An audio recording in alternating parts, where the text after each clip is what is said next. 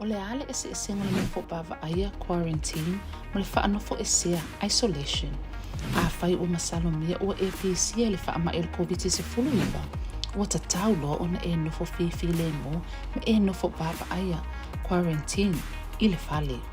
E maafua ona whaanofo bava aia quarantine. Se tasi e ye se maa salsalonga ono a fia le COVID-19 iwa, ina ia tama mao mai isi tangata e ono PC atu ia le whaamai. A whai o whaamao ni alo wa a fia le COVID-19 iwa, ua alanga tatau na whaanofo e sea isolate o e mailo ainga e tusa lava pele e ni a unga le whaamai wali ai. E maafua na whaanofo e sea isolation, se tasi ua whaamao nia ua a fia le whaamai, ina ia tangu mau e se mai isi tangata e ono PC atu iai, e o lava i tangata tau tino nofo whaatasi, ma tangata o le tau ainga. Tutu whaatasi, pui pui America Samoa, protect as one.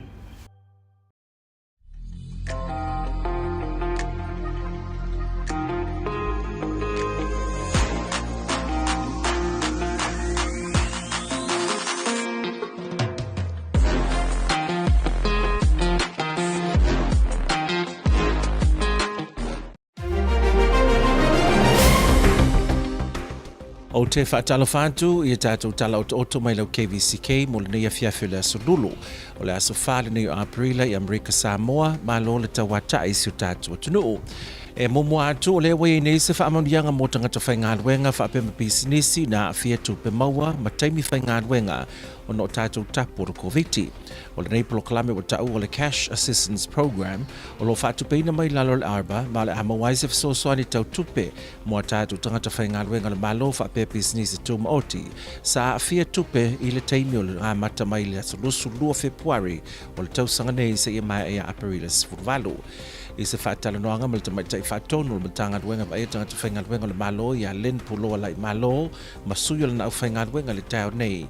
Na i tau wairo nei pulo kalame o se whaamama avenga i o tātou tangata sa a fia ono o tapu o Kvzktv. I se tūlanga i ono sosoani i fōi i nei tangata whaingaluenga le tūlea le private sectors sa a fia lato schedules o ngaluenga sa whapeona so e sea ia lato taimi whaingaluenga ia o furloughs foi sa a whaina i foi ia taimi whaingaluenga nei tangata whaingaluenga lea lawa mau aile nei po kalama ia i le matau paanga sa o mai foi ia nei officer ma departments ia ma le sunga director ia ki le arpa mo le matau whaatasanga le ala le COVID-19 Cash Assistance Program for Impacted Workers in American Samoa. Ia e a whapupu o le CAP program. Ia o le pokalama le o le anga luele nei officer i whatasanga e sa fiala tau ngaluenga. Le tau fo e pulo wala i malo le nei fisosoani tupe se tūlanga le leilea mo a tātou tangata.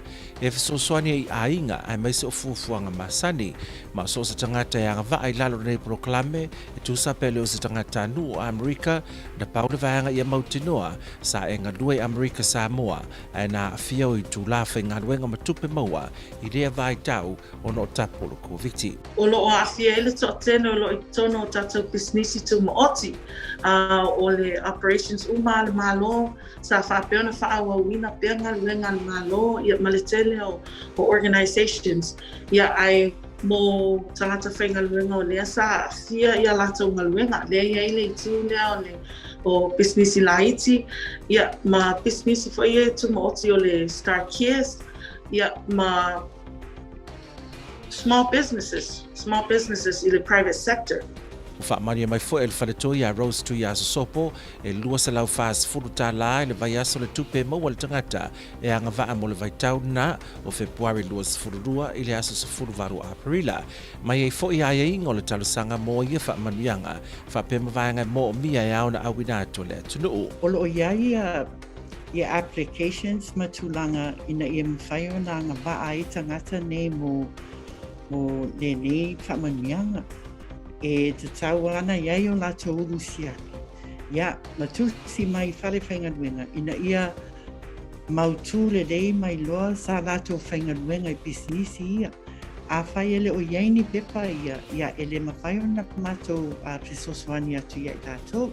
Ia o le main focus po i o le lea po kalama po le nei whaamanianga o le tu o pisinisi tu maoti a wao lātou ia sa tele na tapunia ia pisinisi sa whaititia i tu la sa la vea fo i lātou office ai tele o code red declarations lea na whaasawa le tātou task force. I le saunoanga le Kvzktv le whaalawiloi na le nei whaamanuianga i lunungo se pepa o whaamatalanga. Na i saunoa ai ma whaalia lo na nganga fia whaatasei ma le lutena kovana ono le mawhai ai e tātou tangata na maua nei soani na whaaftai a fo e le Kvzktv a paanga ma le federale mo le nei avanoa o le whaamanuia nai o tātou tangata whainga luenga e whaapea ai fo e ma pisinisi. Se pepa fo e o whaamatalanga lo tā wai e au lava le se furu wafe se leni e mawhai o na talusanga iai pisinisi i lalo le nei proklame pe a whai sa afia tupe whaano le pisinisi vaenga o le rent o tupe alo i pidi o wila o le vai ma tūlanga uma whapea uta whela ua i le vau Amerika Samoa ma tino mamao ma se leni whaalu i le whaangaio i o pisinisi i le teimi o tātou tapu. O le matanga luenga e vai a tangata whainga luenga le malo o lo ngafa ma le vaenga o le proklame patino i tangata whainga luenga a le ofisa o le DOC o lo ngafa ma le vaenga o le proklame e au fiai pisinisi. Wa mai ana ona sai ni le tula fono tau whaau fia le whionga na Kvzktv a le manu pale poise a le ngā maunga. E a vei ma tula fono le pidi e whaavai nai le wha tula fono ina o le komisio na ngana Samoa le atunuu whaapea i fo ile alo ia wha le tula fono o le aveo na ngana Samoa ma le wha Peritania o ngana le territory ma sui ai le wha atunuu o le ngana i lalo le tula fono Amerika Samoa. O le saini o le nei tula fono na wha atunuu le whionga na Kvzktv i lunga upenga te whailangi ono o tapo le Kvzktv a sa mo le mauina i nisi o le atunuu sa whesosoani i le tusi o le nei tula fono tau whaofi. I swinga peo na whaia o le asui ai le vaenga le tusi tula fono tasi ono o 5 o tasi e whaapea o whaatununga umai tutono a onga le malo e whaatautai e ngana Samoa whaapea ma le wha Peritania. Mo le whaatu mawina peo le ato le lei o le whaongaina o le ngana Samoa ma le wha Peritania i awa onga o le tatau ai o na tu whaatasia le matanga luenga o a onga ni proklame mo le whaatau te leino le maala malama tusi ma le whaitau i ngana fuafua i mana onga le whanau a onga ma ia whaongara ngana Samoa e sosoani ai i le wha maala malamaina a tili o ia mata upo le maala malama i le tamaititi a onga pe a wha maala malama i ngana Peritania. O le vaenga lua o le nei tula fono lo ta uai e whaapea e whaavaina o se vaenga o le nei tula fono o e au fiai le ngana Samoa ma le wha Peritania e na le pau wia o ngana whaongai Amerika Samoa se i vanga na iwa mna o mia na o ngana Samoa mo le tusia o tula fono lau tele ma isi vaenga ta ua peo na manino i lalo le tula fono.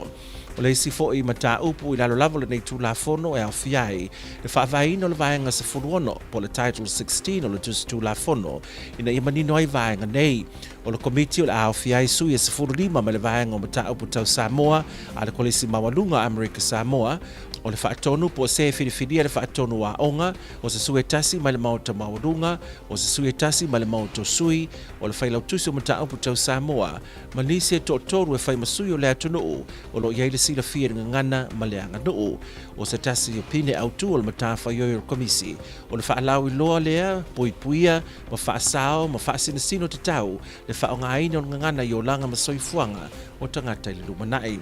Na sau noa le awhionga le Kvzktv a le manu e whaafatai alo lātou visosoani ai maisi o le whaasao ina o lea oa ma le tamau ainga e ala le sila fia ma le mana malama mo le whaawina ai pea o na puipuia puna oa o ngana whaapea tū maanga i masani ai o tātou tangata. Na whaafatai a whaapetoa le awhionga le Kvzktv a vaitinasa Dr. Salu Hanken o le sunga i a pesatati a lunga se loti manise tawalua ngana Samoa pe o fosunia ma le awhionga le senator ia whaivai o ligodinei. Ila na saunoanga na whaaftai e fo le Kvzktv sui mamalu o na fono whaitula fono i o na mauta e lua o na o le langolango.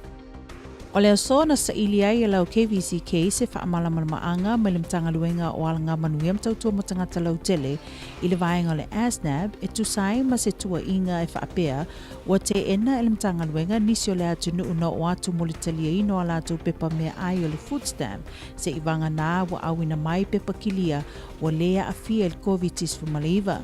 I se whaalinga se tasi ilunga o le apio fōlinga na ia tā uai na whaatonuina o ia e alu i le mauto o ngase e au mai se kilia ai peitai na te ena e le mtanga luenga ia whaasara launga e le moni.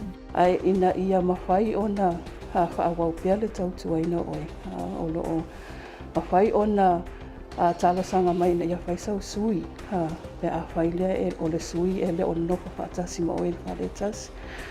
Wai pe ona maua tu hua inisi o fuafuanga le o kisa o soifua maloloin. A whai lava wai e le tanga tau whaanoko e sea i le whale le ainga le tasi wa tau na whaanoko e sea unga le ainga atua. Ai mo le pui nga o le malo le atinu o mai le pese o whaamai. O le whautua atua i whaamole mole le atinu o mauan whaamai. A wale anga i mai le o kisa ai ono sai se i mai a lei ia makilia mai ele mtanga luenga o soifua maloloi. Ia ona e anga i mai loa lea e piki lau pepa tau mahua. O pepa tau mahua ia wanoa masina atua. Hatu a whaamuta le piki na o pepa tau mahua. Pai unga o le masina nei.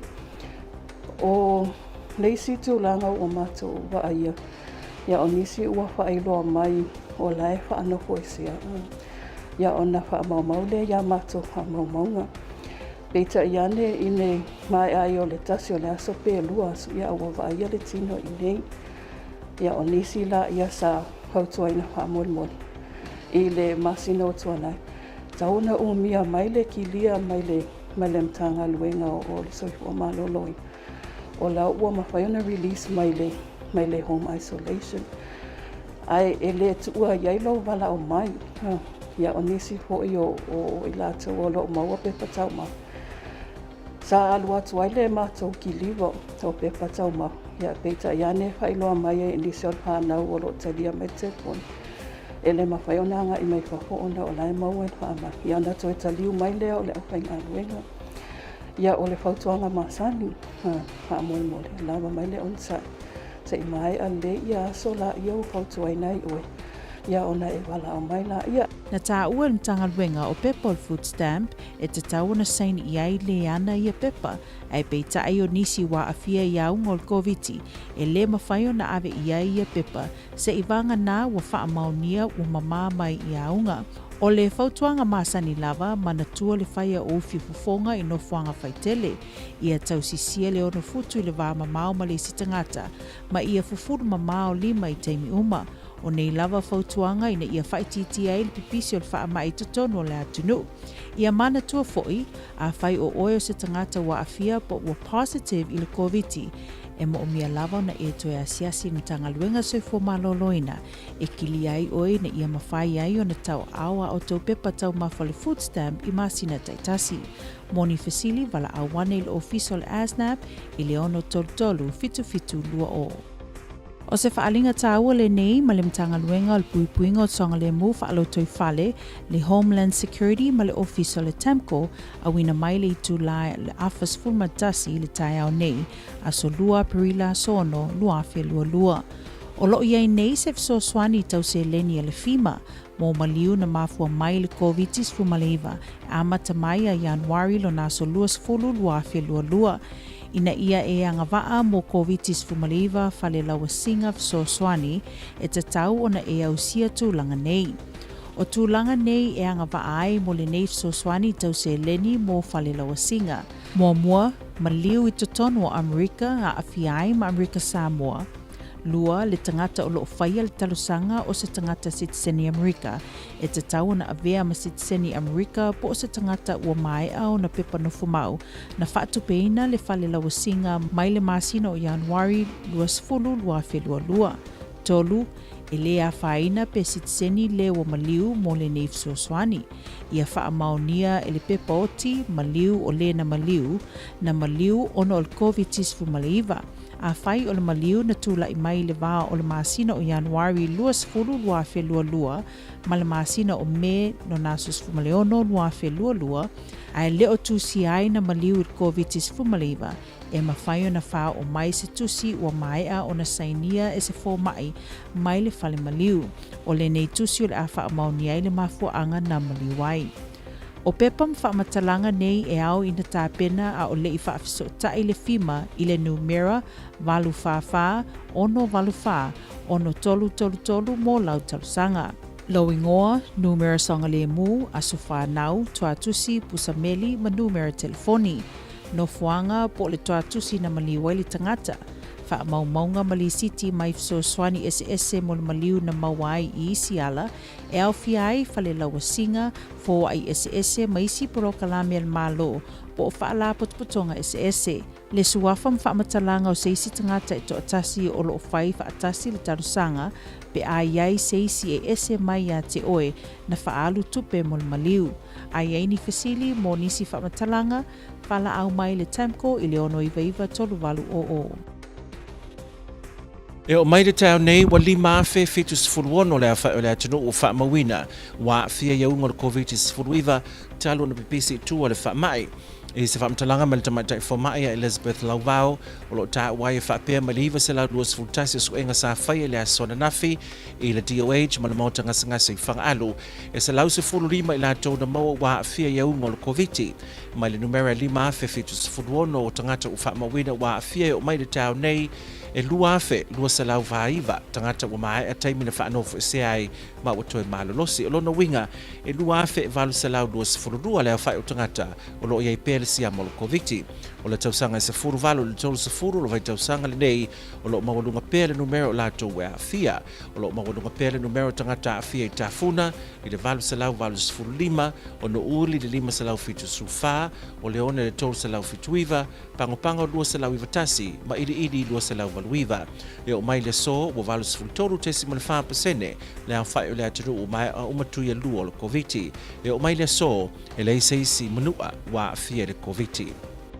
O le so lea na whamai aisu enga le COVID le au malanga lea na taunu mai le aso tofi na te nei o la to uma sa fautoina I le taimi na taunu mai ai e te tau no o atu I le aso na nafi me le so mo whaingo su enga le COVID.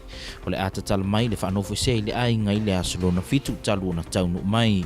O tangata malanga uma I whamaunia u maua le COVID pe positive o le ato I whaupopo le si fitu aso o le whanofo se I le ainga. O tangata malanga uma I le awai le whainga o neisu e su enga o le ade mawhai ona tatala ina mai I le nofo puipuia pe quarantine pe a mai a le fitu aso e toi whaopopo isi aso e fitu e whaanofo isi ai po le isolation I ainga.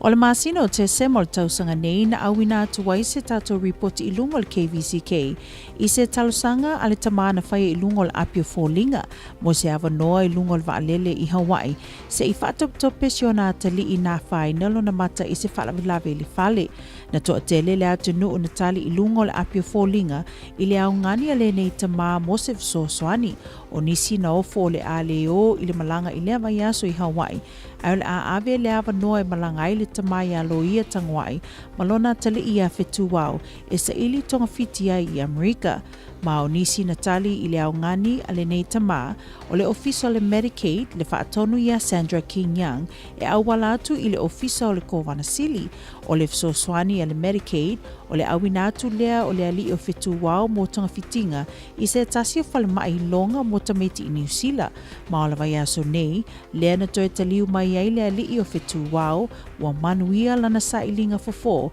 ma o le anganga whaftai mai I lona tama ona o le alo lofo le atu nuu ai mai se o lato na fisoswani atu I le talosanga mo siona talii.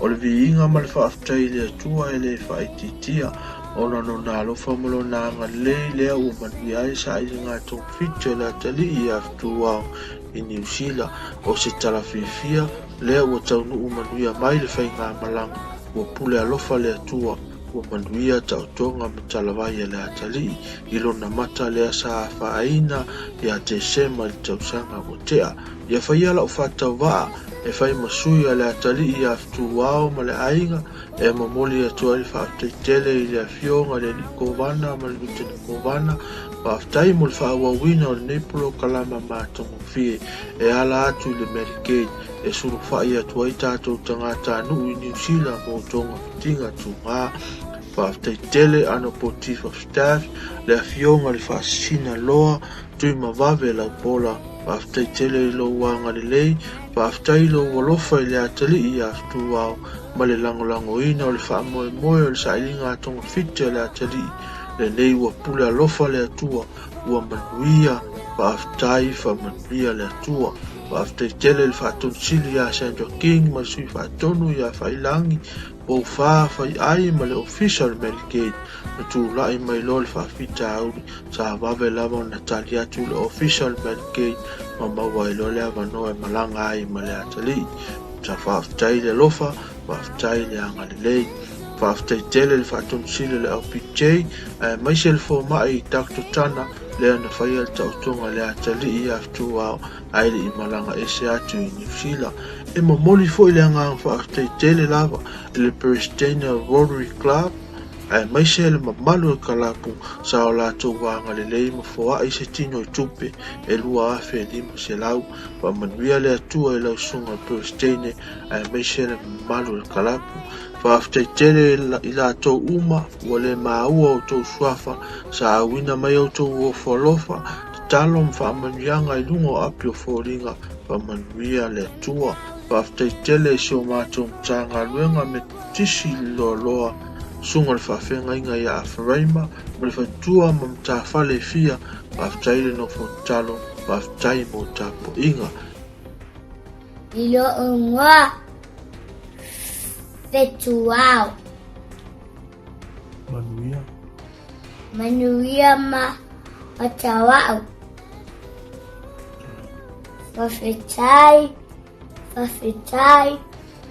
Wafetai tele lava Usi mai alau mai moe tala o le Pasifika e momo atu e pia. Ua whaamaonia mai e na matanga luenga o le soifua maloloina o Samoa. Le awhia i o i lātou fou e lua se lau fitu sifurulima mai le mamalu lau tele o le atunuu. Ma ua si itia ai nei i le lua afe iwa se lau iwa fitu i lātou wa awhia talu ona sao i tua le whaamai o le COVID-19. Ua whaamawina e afe lima se lau vau sifurutolu i lātou o loo awhia pia i le siama i le taiminei. I le to sifurulua i lātou o pesia o loo tauwhia nei i le whalamai ma totua. E to tolu o whaamawina o loo i le potu tinga ina i le whalamai i le taiminei. Tusai ma whaamaunga le matanga luenga le soifua maloloina. E lua sifurfitu afe vau se lau tolu sifuru su enga le COVID-19 sa whaia mo le mamalu o le atunuu talu ona pepesi i tua le whaamai. Ua lipotia mai fo'i le whaupopo ai o se tasi wa maliu ono le whaamai o le COVID ma ua si itia ai le au whainga o i lātou wa maliu ono le whaamai i le toa tolu. O le ua maliu o se tama ua valsi furfitu tausanga o le soifua ma ua whaamaunia mai e le i whaia ona tui pui o le COVID sifuruiva. Taluai ono le amana ia ma le whaalolongia o ainga o e ua maliliu o le ala lea i le ai nisi whaamtalanga e tuina mai e le malo.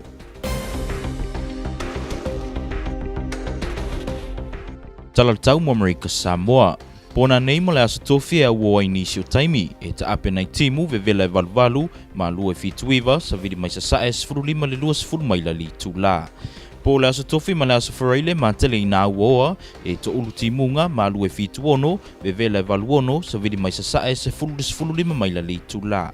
Po le aso wharaile o i le aso ngafua ma tele ina uoa e ta ape nai timu ma lua e fituvalu vevela e valuiva sa vidi mai sa sae sifurulima mai la li tula. Ma o tala na o le tau, to mo tisiono whaupoponga i le aso atayao manu te leina fofanga tōru nea fiafi soifoia. Whai wa whaamaunia wea a whia i le COVID-19 se fumaliwa. Wa te tau nei loa o na whaanufo e sea oe i se vaenga le whale. E wā mamau mai lau a inga. A whai e ini potu le whale. Whaanga se potu e tele whamalama. Pea tala whea ngai fhoi, whaanga se whale ui e se mai whale ui e whaanga le a inga atoa. Whaatala noa se tasi whafua atoa le li o lau a inga. Ina ia whaawhaigo whia ai o na maua mai ni vaenga tā ua e mana o mia i aso uma. Ia whailo o fifofonga i taimi uma. Tau mamau ma ila tau a fia, ma tau sile vā mamau whaatulanga ina. Fufulu mama lima a ole i tango fia mata, isu, malingutu. Fufulu mama lima i se fasi moli ma se vai mama, pe whao ngā fo i se whangu waila au. Fufulu ma wha mama vaenga le whale ma sio manga o tango fia i taimi uma. Manatua, a whai a wha anu fo e sea oi, e tā ua le mata i tū pēr i aunga o le wha mai. Whao ngā au wala o fesota inga wha pēr le interneti, e fesota i atuai i a inga moho. Bili le lua tasi iwa malongo le soifo maloloina i le tūlanga o iailo ngase maloa a fianga.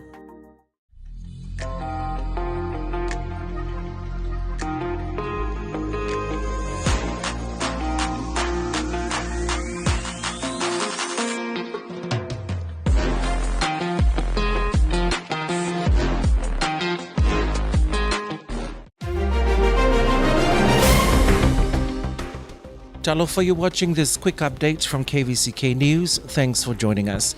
Help is on the way for employees and businesses in the private sector who were impacted by the COVID-19 shutdown.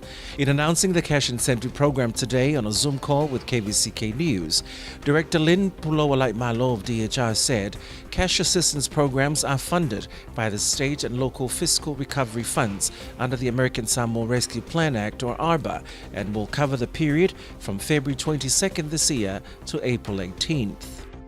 These are applicants who were unemployed or underemployed, and I think that's very important to also state that the underemployed is also part of it. From February 22nd to April, income during that same time frame, or reduction in work hours in that time frame. Required documents that we have for this program are proof of residency, and we can get into details once we are able to launch our public awareness of this book. Yes, is the proof of residency. Another one is a proof of income. Third one is a proof from your employer to say that the person was working during this time period.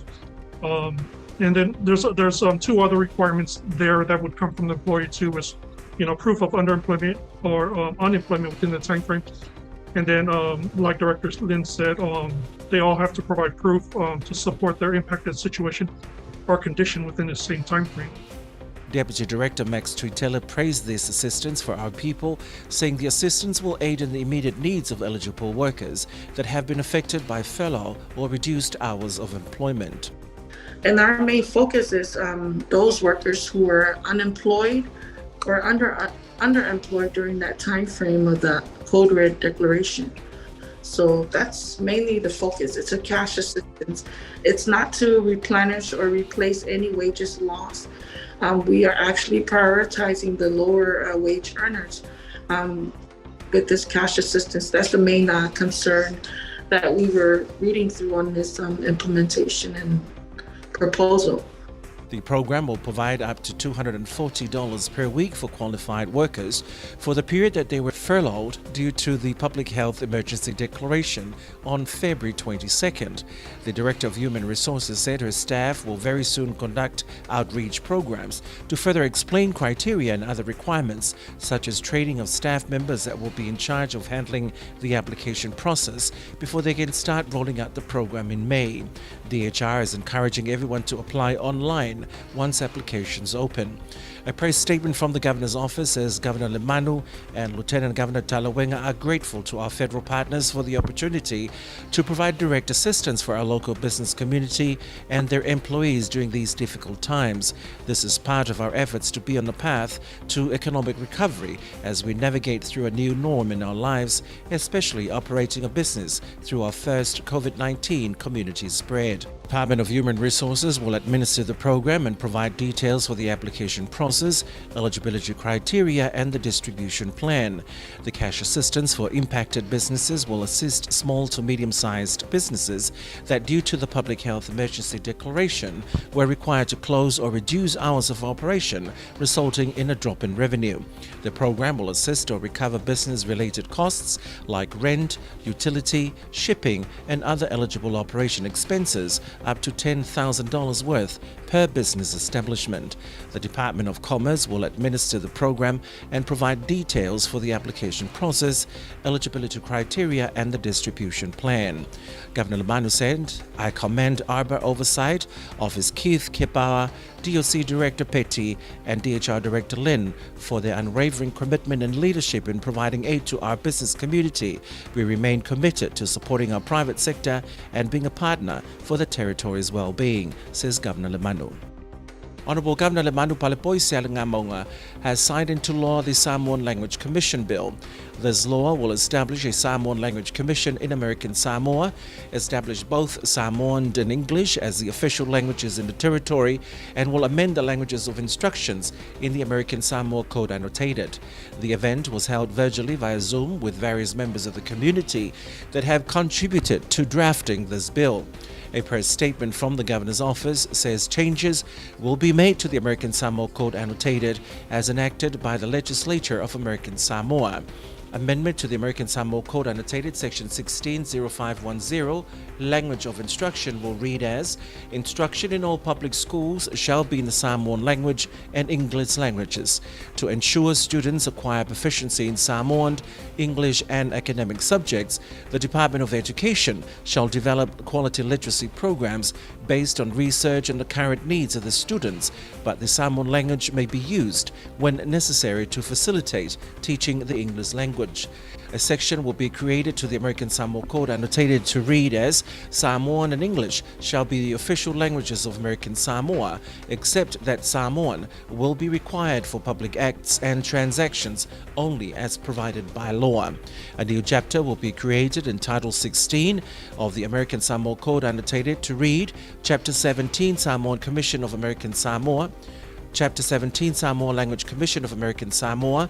The commission will consist of 15 members from the following sectors: the head of the Department of Samoan Studies at the American Samoa Community College, the director or designee from the Department of Education, 3 clergy members, each from the different denominations, a Senate member, a House of Representatives member, Secretary of Samoan Affairs, and 3 individuals from the public at large with demonstrated knowledge and dedication to the language. One of the principal duties of the Commission will be to promote, preserve, and give guidance to the furtherance of the Samoan language.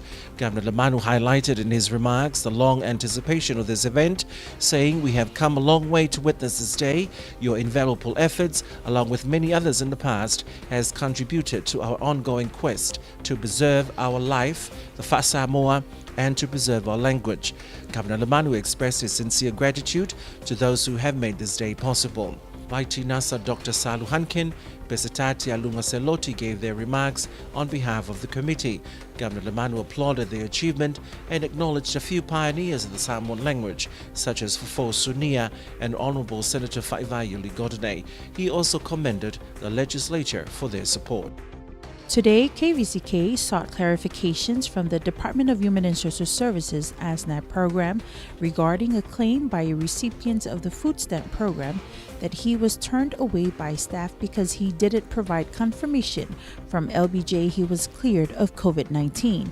DHSS strongly denied these allegations by the recipient and said when ASNAP staff called participants that their benefits will be delivered to their homes, or when delivering ASNAP benefits to homes of participants 65 years and above or with comorbid conditions, staff are advised that the participants are in home isolation for testing positive. A day or two later, these participants show up at the office for benefits, so they get sent to DOH for a negative test. Similar situation with participants who called the office that they are in home isolation and if we can deliver their benefits to their homes. When told they cannot until they recover, they show up to the office the next day. To date, 9 ASNAP employees contracted the virus. Please do not come to our office. You may pick up your benefits before the end of the month as soon as you are released from home quarantine. For those who are calling in for recertification, but you are on mandated home quarantine, we ask that you please contact us. Please do not come in until you are cleared with the Department of Health. If you are cleared by the Department of Health, call us first, let us know that you are clear so we can confirm that information with the Department of Health. For those that we have yet to issue benefits to and who are also on home isolation, we ask that you please contact us and let us know so that we can put your name on the list and then call you after 14 days if you are well for us to deliver your benefits. To help prevent the spread of COVID in the community, continue to wear masks in public places, keep 6 feet apart from the other person, and wash hands frequently. If you are a person who has been infected or tested positive for COVID-19, you will need to be in isolation at home for 14 days. Upon completion of 14 days of isolation, DOH will issue a medical certificate that will allow you to come into the office to pick up food stamp benefits. For more information, please call ASNAB office at 633-7720. FEMA is providing financial assistance for COVID-19 related funeral expenses incurred on or after January 20th, 2022. To be eligible for COVID-19 funeral assistance, you must meet these conditions. First, the death must have occurred in the United States, territories included. Second, the applicant must be a U.S. citizen, national, or qualified alien who incurred funeral expenses on or after January 20, 2022. Third, there is no requirement for the deceased person to have been a U.S. citizen, non-citizen, national, or qualified alien. Fourth, the death certificate must attribute the death to COVID-19. If the death occurred between January 20 and May 16, 2022, and the death certificate doesn't attribute the death to COVID-19, you may submit a signed statement from the medical official who certified the death certificate or the local coroner or medical examiner liking the cause of death to COVID-19. Please have the following information readily available before contacting FEMA at 844-684-6333 to apply. Your name, social security number, date of birth, mailing address, and contact phone numbers. Location or address where the individual died. Documentation and receipts for funeral assistance received from other sources, including burial or funeral insurance, donations, other government programs, or nonprofit organization. The name and information of up to one co-applicant if anyone besides you incurred funeral expenses for the deceased individual. For more information, please call the ASDHS EOC at 699-3800. 115 people tested positive of COVID-19 in the past 24 hours, pushing our total count since the outbreak to 5,076. Dr. Elizabeth Laval confirmed to KVCK News that from the 921 tests conducted yesterday, 115 individuals tested positive. Although our cumulative case count is now 5,076, a total of 2,249 individuals have recovered, so our active case count is 2,822 of those still linked with the COVID virus. Data shows prevalence of COVID-19 infection is significantly higher among those aged from 18 to 30. Tafuna has the highest number of those infected, 885, Nuuli 574, Leone 379, Pangopango 291, and Inili 289. As of this morning, 83.4% of the total population are fully vaccinated. Still no reported cases of COVID in Manua. O le so lea na whamai ai suenga le COVID au malanga lea na taunu mai le aso tofi na te nei o la to uma sa fautoina i le taimi na taunu mai ai e te tau no o atu i le aso na nafi me le so mo whaingo suenga le COVID. O le ata tala mai le whanofo se i le ainga i le aso lo na fitu talu na taunu mai. O tangata malanga uma i whamaunia wa maua le COVID pe positive o le ato i whaupopo le si fitu aso o le whanofo se i le ainga. O tangata malanga uma i le awai le whainga o nei suenga o le ade mawhai on tatala ina mai i le nofo puipuia pe quarantine pe a mai a le fitu aso e toi whaopopo isi aso e fitu e whaanofo isi ai pol isolation i ainga. In December last year, we reported a story on KVZK News about a post on Facebook, a mother who was desperate for help to take her son for an urgent operation in Hawaii to save her son's eye. In her Facebook post, she explained that her son had an accident which injured the cornea part of his eye. It took 16 stitches to seal the injured part of his right eye, and the doctor could only do what he could to save the eye. My son needs to medevac off island as soon as possible to see a pediatric ophthalmologist, said the mother on the post. His father pleaded that someone booked on the January 6 Hawaiian Airlines flight to Honolulu give up 2 seats so he and his son can go and see a pediatric ophthalmologist. Otherwise, he would lose part of his eyesight.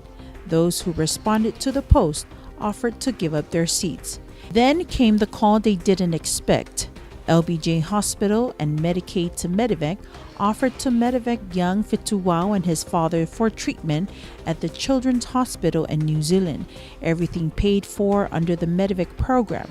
Last week, Fituau and his father returned to American Samoa, and today they connected with KVZK News to convey their heartfelt thank you to everyone, including the Honorable Governor and Chief of Staff, for their support. On behalf of Tuau and our family, we would like to express our sincere thanks to the Governor and Lieutenant Governor for this wonderful program led by the Medicaid Office. Tuau and I were fortunate enough to have this opportunity to seek immediate surgical operation for his injured eye in New Zealand. Our sincere appreciation to Honorable Chief of Staff, Le Fionga le Fasina Loa Tui Mawave Laupola, for your support and assistance for a medevac surgical operation for Tuau in New Zealand. After all you have done, thanks do not feel like enough. All I can do is offer my gratitude and appreciation for your leadership and kindness. Thanks to the Medicaid Office, Director Central King and the staff for your continued support of Fituau's surgical operation. Financially, all his surgical procedure was successfully because of your leadership and unwavering support. Fituau. Manuia ma atawau. Fafitai telelava.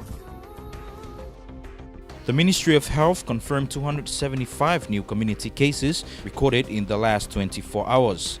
This brings the total number of confirmed community cases to 2,997, of which 1,583 remain active cases. There are 12 cases currently in managed isolation at the Matutua National Hospital. 3 critical cases are in ICU. To date, 27,830 COVID-19 tests have been administered by the ministry. The Ministry of Health confirmed 1 new COVID-19 related death in the last 24 hours, bringing the death total to 3. The deceased is an 87-year-old male with no known comorbidities. He was, however, unvaccinated. The public is advised that information about the deceased will remain confidential out of respect for the family.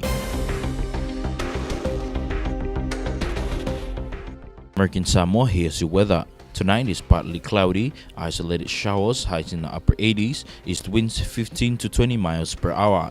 Tonight and Thursday is partly cloudy, isolated showers, highs in the upper 80s, lows in the upper 70s, east winds 15 to 20 miles per hour. Thursday night and Friday is mostly cloudy, numerous showers, lows in the mid 70s, highs in the mid 80s, east winds 10 to 15 miles per hour.